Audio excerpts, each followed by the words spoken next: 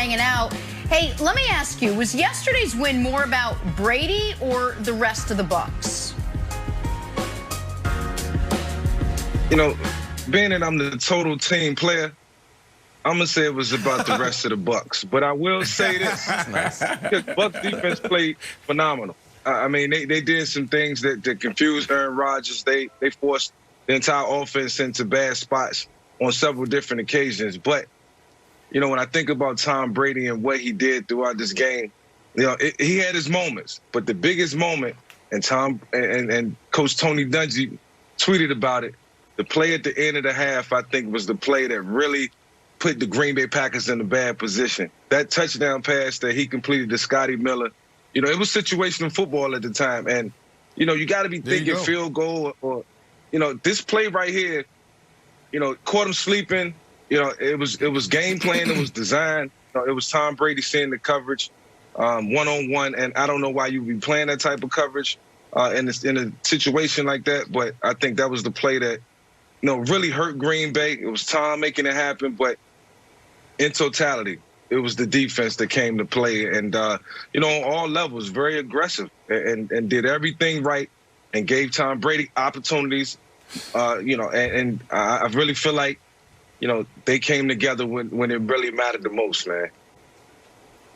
Yeah, Mike, I think I'm with you. I think it was about the rest of the Bucs, and there's so much to this conversation. So we know Tom Brady going into his 10th Super Bowl. He's going for a 7th Lombardi trophy. But at the end of the day, JPP, Todd Bowles, Shaq Barrett, they were the reason why. Coach Bowles lost both of his starting safeties. Whitfield went down. Winfield went down. Well, Whiteside, Winfield, a couple of those guys went down. He didn't even have Whiteside and Winfield goes down, and that is their defense. Those safeties are his quarterbacks. They got to get everybody lined up and make the right checks. So for that reason, I got to go with the Bucs. But when you think about the rest of the Bucs, but when you think about Tom Brady brings something to the table that most players and most people can't.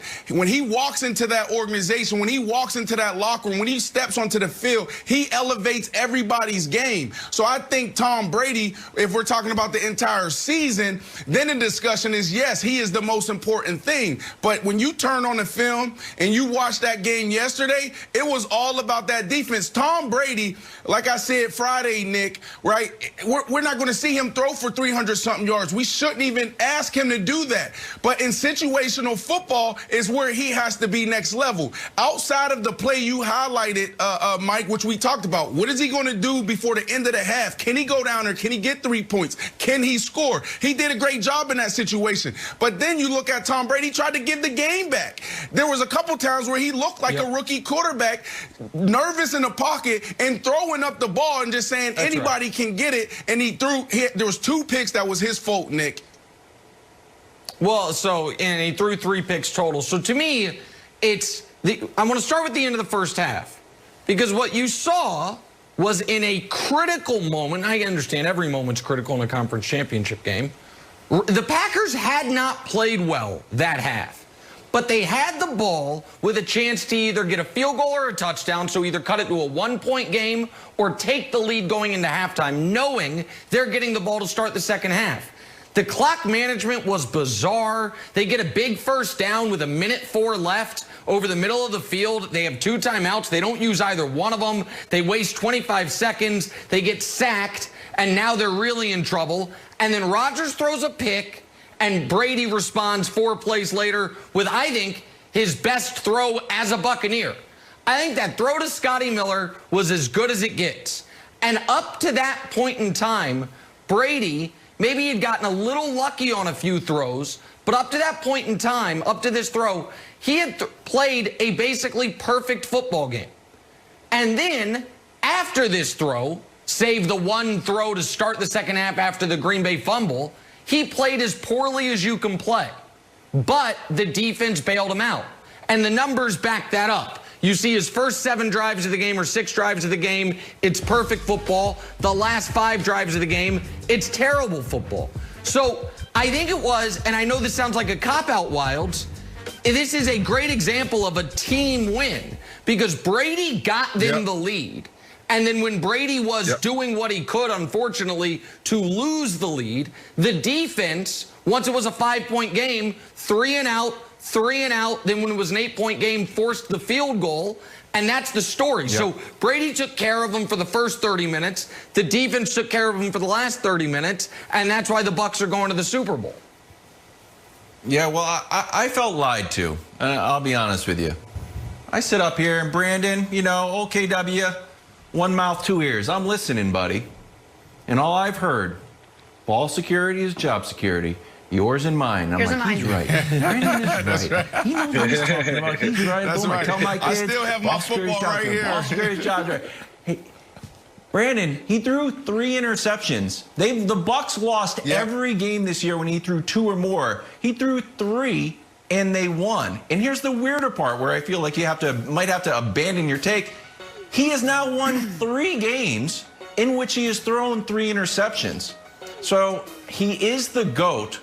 No. But he is the ultimate team player when this defense keeps bailing him out. Or the other take, Brandon, is that your ball security, job security thing is just a load. And I don't want to believe that, Brandon. I still want to believe you. But there's something that we need to reconcile here. Mike will tell you this. Let's hear it. It's universal. Go ahead, Mike. Go ahead, Mike. Go ahead. Nah, two of those interceptions, Mike Evans was in the vicinity. It goes to show that Tom Brady really believes in Mike Evans, or he's trying to make him into something that, you know, he's probably not. You know, a guy who likes to go up and get jump balls, but it was the defense getting the jump balls. Mike Evans supposed to be getting these. Now that one was look, the safety got over. Tom probably didn't look him off long enough. That ball was a tip, and there was another one that was going Mike Evans' way. You know, so Mike Evans got to learn to play defense. He can't track the ball, so I can't put these interceptions on Brady, man. Like, you know, I'm not being quarterback biased neither. I mean, but sometimes you need help from your receivers, Brandon. You know that. Kind of being quarterback. That's right. But let me go back to Wilds real quick. Wilds. We're going to have probably 70 pro football players training at our facility in the next month or so. And when they walk in the door, that's the first thing I'm going to tell them. And I don't care what position. Ball security is job security, yours and mine. It's not going to change. I'm going to be 80 years old talking about it. The biggest indicator in the National Football League between winning and losing is turnovers. So you can do it. Your numbers guy, Nick. Don't try to fight me on this. It's true. And then the defensive guy. You know what we're going to say to defensive guys? Tips and overthrows. Got to have those. Yep. And by the way, you're right. The difference, the reason turnovers are so deadly, though, is what teams do when they get the ball. The Packers turn the ball over twice.